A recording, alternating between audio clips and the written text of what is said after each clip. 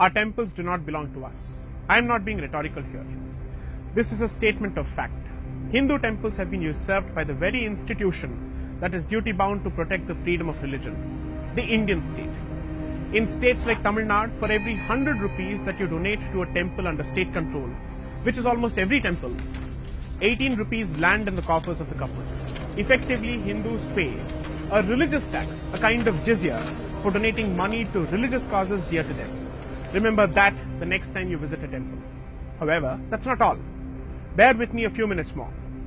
The story of the government takeover of temples began in 1925, when the British government passed a legislation that allowed them to interfere in the running of Hindu temples in the Madras Presidency, which included all of the present-day Tamil Nadu and Andhra Pradesh and large parts of current-day Karnataka, Kerala and Odisha. But why 1925? With the active support of missionaries, the so-called self-respect movement in South India had gathered momentum in the decade preceding this legislation. As part of this movement, the Aryan invasion theory had gained significant traction thanks not only to the British but also the proponents of the so-called Dravidian movement, who used this rather wishful theory to vilify all institutions associated with Brahmins, who they imagined to be the descendants of the Aryan invaders. Notwithstanding the completely unscientific basis of their politics, the ideologues of this movement held a great sway in the political climate of the era, and in their endeavor to deprive the Brahmins of the power they allegedly held, namely that of running the affairs of the temples, these social justice warriors of the day ended up destroying the livelihoods of several other groups within the Hindu fold, which had a specific function and a specific place in the temple ecosystem, which consisted of pahalwans, flower sellers, sculptors, performing artists, and so on and so forth. But the real damage was yet to begin, and ironically, it happened not under the colonial rule, but when India became a free country. In 1951, the Shirur Mutt in Udupi, along with two other major temples, was notified for takeover by the state under the Madras Hindu Religious Endowments Act of 1927, which was then replaced by the Madras Hindu Religious and Charitable Endowments Act of 1951. This led to a legal battle in the Madras High Court and eventually in the Supreme Court of India, which in 1954 struck down some of the central provisions of the legislation as unconstitutional and illegal. But in 1959, a new legislation was brought in by the state government, which effectively rehashed the very same provisions that were struck down 5 years earlier by the highest court of the land. This legislation is in force even today and remained unchallenged right until the late Pujya Swami Dayananda Saraswati ji stepped in the year 2012 to challenge the Hindu religious and charitable endowment legislations of Tamil Nadu, Andhra Pradesh and Puducherry. What is important to note is that the presence of such Hindu-centric legislations is not limited only to the southern states.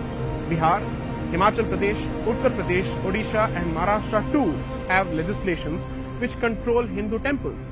Despite this, prior to Swami Dayananda Saraswati, barring an exception here or there, no one from the Hindu society deemed it fit to challenge this blatant takeover of their religious institutions by the state, which is a violation of their fundamental rights.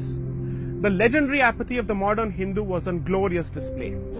Since 2012, the petition filed by Swamiji has been languishing in the Supreme Court, and the court hasn't had the time to look at it, while it seems to have had all the time in the world to take up cases like triple talaq. As a result, over 34,000 temples just in the state of Tamil Nadu are in a limbo, and devotees are waiting for justice to be delivered someday. But why is the issue important, and why should the Supreme Court take it up with more alacrity than it has so far? Point number one, state control of temples encourages corruption. In 2017, the Madras High Court delivered a judgment which was a scathing indictment of the manner in which the Tamil Nadu HRC department and state police officials were hand in glove with thieves of temple heritage and jewels. This was not a one-off instance, and such horrendous examples abound, where the meddling by the government in temple affairs leads to huge and monumental corruption. Point number two, state control of temples is inherently discriminatory. India is a secular country, which implies that the state is equally distant from all religions. However, By interfering exclusively in Hindu temples and not in the places of worship of other communities, the state becomes explicitly anti-Hindu in its orientation. Point number 3. State control of temples weakens Hindus collectively. The Devaswam minister of Kerala took a lead role in the beef festival and is presiding over the institutions of that state. It was recently found that close to 40 employees of the Tirupati Devasthanam are non-Hindus, including the top executive who is a Christian. It is inconceivable as to why matters of a certain faith would be allowed to be managed by those who profess a different faith. Also, which non-Hindu religious institution permits a Hindu to preside over its affairs? Point number 4. State control of temples facilitates conversion. Because of the infiltration of the temple management by non-Hindus, the traditional ecosystem consisting of various castes and communities has broken down, and the people specializing in certain roles, such as sculptors, have suffered financially and have thus been made more vulnerable to predatory proselytization. Point number 5. Temples lose real estate under state control. Almost every other week, a case of temple land being taken over for other purposes, including hostile takeover by other religious groups, is reported in local media all over the country, but never acquires the dimensions of national news. From 1959, at least 47,000 acres of temple land have been alienated from temples of Tamil Nadu alone without so much as a whimper from anyone. Point number 6. State control of temples brings a bad name to Hindus. Many of the temple practices that embarrass well-meaning Hindus, like darshan queues based on payment, are practices introduced and actively sustained by the government without the consent of the community, and Hindus take the blame for it. By imposing itself on the day-to-day functioning of temples, the state has ended up smothering the cultural life of India and thus has alienated Indians from their own roots. Temples have been made subservient to the state on the pretext of corruption in the traditional management structures consisting of members of local Hindu communities. While one may grant the benefit of the doubt to the state's intentions, it is pertinent to ask the following questions.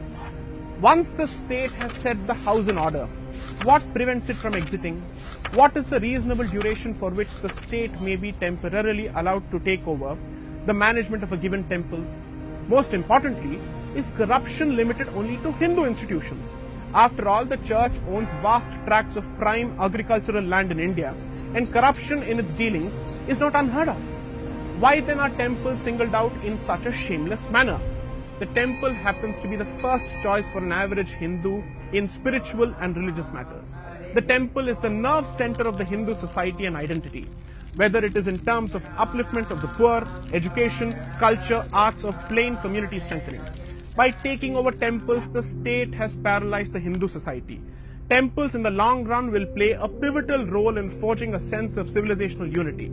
All the resources required for a cultural resurgence of Bharat lie with the temples, and the temple in turn is in the hands of the state. The state needs to exit now. I am J. Sai Deepak, mentor of the legal team at Indie Collective for Upward.